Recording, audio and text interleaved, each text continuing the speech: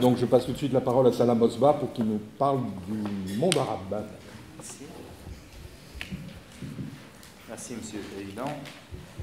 Je voudrais commencer par remercier la Fondation France Fanon de m'avoir... Approchez un peu le micro. Oui. Je vous entends mal. Oui. Ouais, d'accord. Ça va maintenant? D'accord. Donc, je disais, je voudrais commencer par remercier les organisateurs et surtout la Fondation France Fanon de m'avoir permis de venir exposer les résultats, alors ce sont les grands résultats d'une recherche menée depuis quelques années sur la réception du France Fanon dans le monde arabe. Mais une précision est ici nécessaire pour éviter tout malentendu. Par réception arabe, nous entendons la prise en charge des problèmes de cette région du monde par des penseurs issus du monde arabe, qu'ils soient au demeurant arabes, berbères ou autres, et ce dans toutes les langues, depuis les premières contributions jusqu'à toutes les dernières commémorations, celles qui ont jalonné ces dernières années, c'est-à-dire 4 ou 5 dernières années. Les caractères de la réception arabe ne sont pas substantiellement différents de la réception générale de France Fanon, à l'exception de la réception française et d'autres aires culturelles, linguistiques ou géographiques.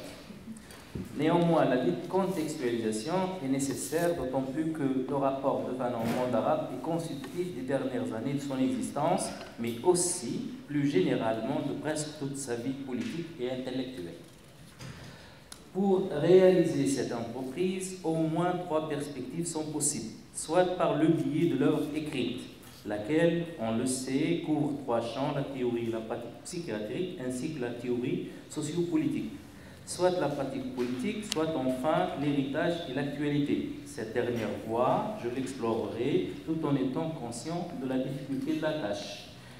Pour vous donner donc une idée de la difficulté de la tâche, dernièrement, il y a une année, on vient de publier une traduction du célèbre ouvrage de Ibsen sur l'imagination postcoloniale.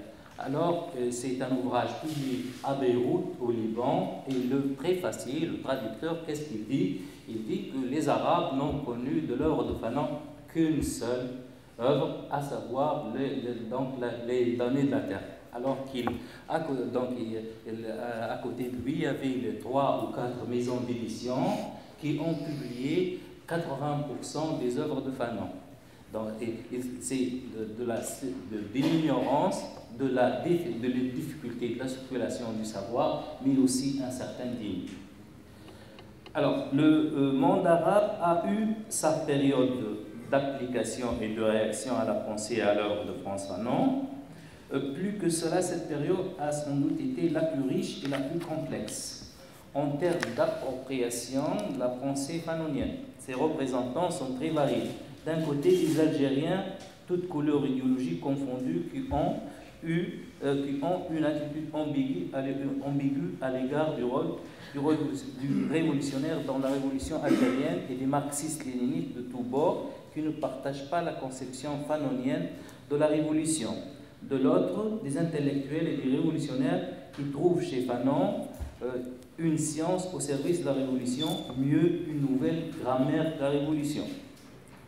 La première critique explicite, mais le silence aussi, de la part des communistes arabes est due, à notre avis, à des raisons aussi bien politiques que philosophiques. Par raison politique, nous entendons son rejet du stalinisme, sa condamnation des interventions soviétiques dans la Hongrie 1956, sa critique acerbe des démocrates et des communistes dans l'enceinte de la révolution algérienne, son analyse du tiers-monde en termes de force sociale au lieu de classe sociale, et sa défense de la possibilité de la révolution dans des sociétés sans classe ouvrière pour faire de la paysannerie la force révolutionnaire dans les pays colonisés et en Afrique.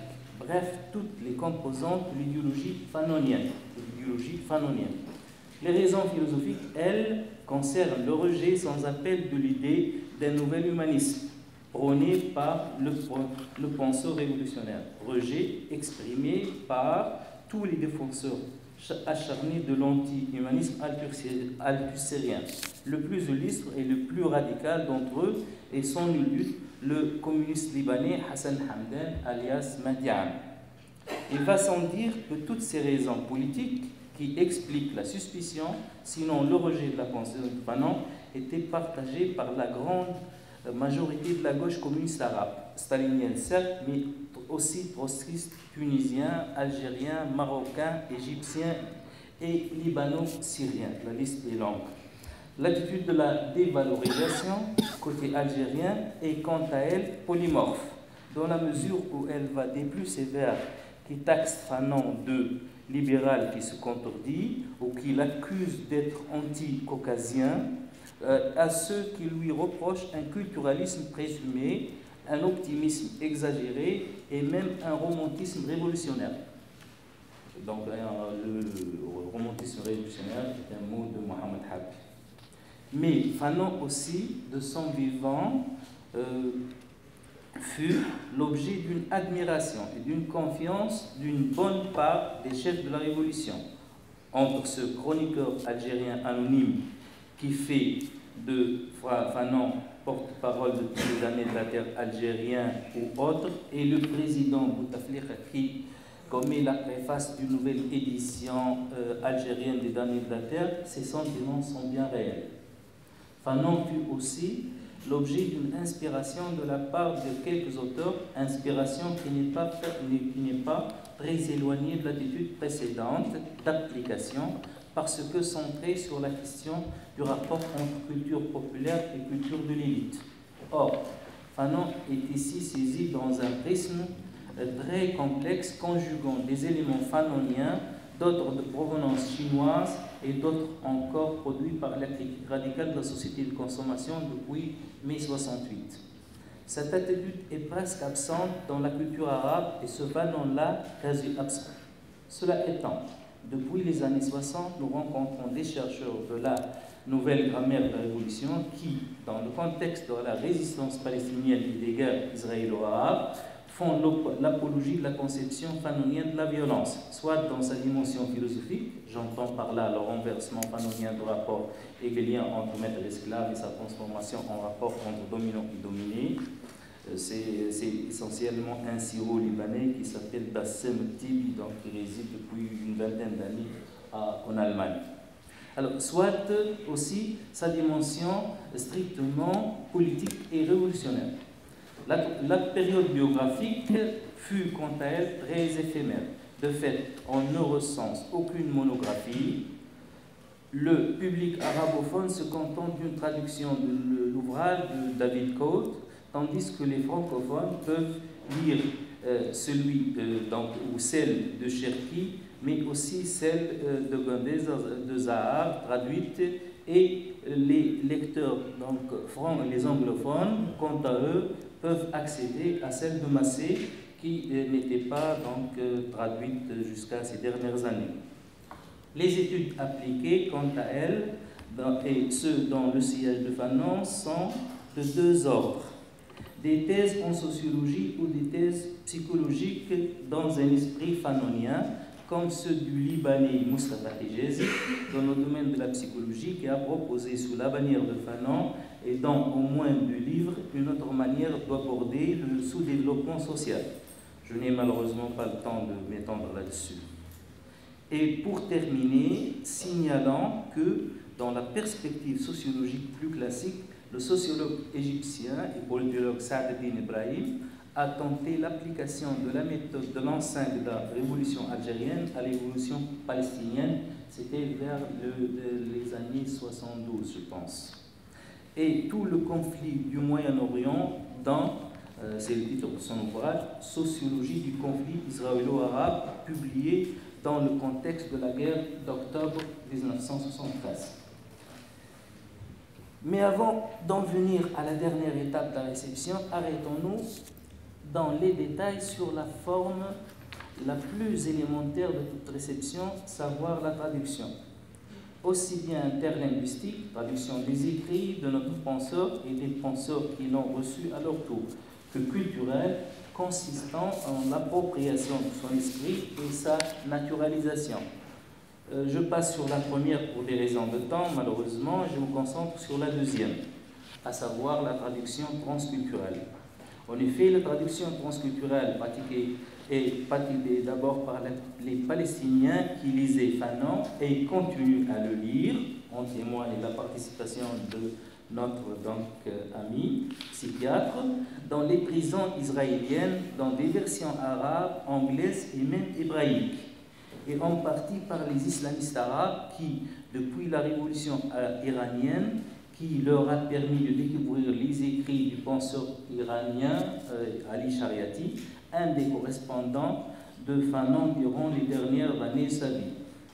Assimilant la leçon de Fanon jusqu'à la parodie, dans un texte présentant en 1962 la pensée de Fanon aux étudiants du mouvement de libération de l'Iran en Europe, le célèbre texte concluant là, les damnés de la terre, consacré à un rapport à venir avec l'Europe, Ali Shariati a élaboré tout au long des dernières années 60, tout au long des années 60 et des années 70, une théologie islamique de la libération dans l'esprit du grand révolutionnaire, quoique exprimé dans les termes d'une quête d'un protestantisme musulman.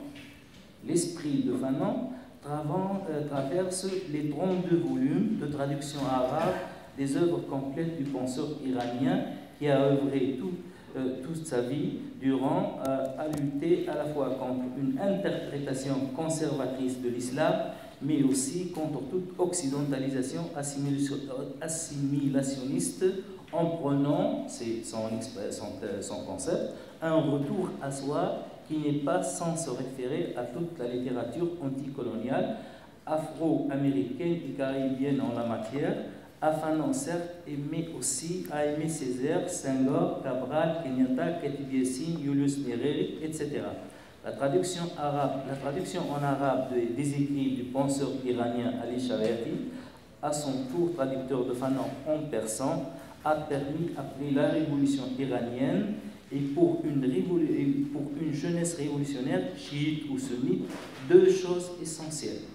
L'accès d'abord à une critique de Marx d'un point de vue quasi fanonien, qui, à son tour, a ouvert la voie à un usage stratégique de Marx. Le contexte ne permettant pas de s'étendre sur cette réception, il est toutefois incontournable de mentionner l'un des pères spirituels du chiisme libanais, le disparu Moussa Sadr, ami de Shariati et connaisseur des textes de Fanon depuis 1959 en France, textes dont il s'est inspiré par la suite pour proposer une théologie chiite de la révolution corporatiste rivalisant avec le projet d'un protestantisme musulman cher aux penseurs iraniens. Il importe aussi, dans cette perspective, d'attirer l'attention sur le fait qu'une analyse du langage politique des mouvements islamistes libanais, égyptiens, soudanais et tunisiens montrerait la présence d'une terminologie islamique solidaire d'un contenu marxiste. Menus de ce bagage théorique spécifique, les jeunes de ces pays ont ensuite pu s'approprier les idées de Fanon et, par l'intermédiaire de Shariati et de Moussa Sadr, naturaliser un bon nombre d'idées et de vocables révolutionnaires occidentaux, et avant tout l'idée de révolution des opprimés contre le tarout, c'est-à-dire contre la tyrannie, le despotisme et même le pharaon, l'hybridation immanente à ce langage entre messianisme revenant de Shariati et djihadisme d'obédience wahhabite qui abolit sans le savoir le clivage entre chiisme et sunnisme pour pratiquer une théologie de la révolution qui n'est pas sans rappeler les théologies de la révolution en Amérique latine. Quant à la réception palestinienne, elle date d'avant le début officiel de la révolution palestinienne en 1965 et conjugue application au sens de la première étape et traduction transculturelle au sens décolonial du terme, articulant traduction théorique à la fois interlinguistique et intralinguistique et traduction pratique en mettant à l'œuvre des éléments fanoniens dans la mise en place des instances de la révolution naissante. Irène Ganzir a, suite à des correspondances aussi bien avec des Palestiniens qu'avec des Israéliens de gauche, depuis longtemps fait état de cet usage proprement palestinien de Fanon. Pour finir, nous aimerions attirer l'attention sur le fait que Fanon nous semble déjouer le clivage entre anticolonial et postcolonial et proposer plutôt une pensée décoloniale qui renoue avec une tradition latino-américaine remontant bien plus loin, donc elle est bien plus ancienne, et qui n'élude pas la dimension politique des problèmes de la globalisation postcoloniale et néolibérale dans la mesure où elle permettrait de proposer des alternatives du point de vue des gens d'en bas du monde entier et pas seulement des 3 continents. Et je vous remercie.